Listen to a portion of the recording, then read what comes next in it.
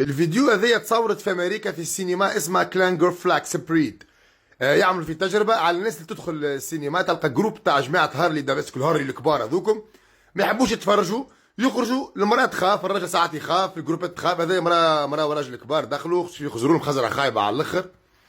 المشكله في الفيديو هذايا طول، انا متاكد منها 1000 مليار بالمية، اللي اي انسان قاعد تشوف الفيديو هذايا ما يهموش في اسم السينما، فانا بلاصه بالضبط سميته انا خاطر اسم هذاك ما فهمش منه جمله. يديك ربي السيد هذا يخاف، عاود خرج وحده، لا علينا جاب صاحبته قلت هنا هذايا بدلنا شويه عم مسكيلاسيون، دخلناش في والديه يعني يغزروا في خزره خايبه. يهديك ربي اجا قالوا نخرجوا.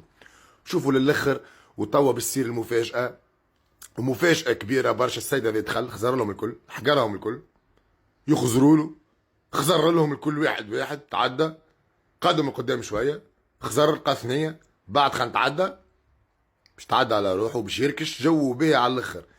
الحاجه اللي مش فاهمها حتى حد في الجماعه اللي قاعدين الكل، اللي السيد هذا بيلعوا سكران يا ودي، شوف فيهم الكل كيف كيف مستعمل المخدرات، يرحم والدين والديك، واحنا شو مدخلنا نحبوا نتفرجوا، يصفقوا عليه مش بالهم كلثوم تغني.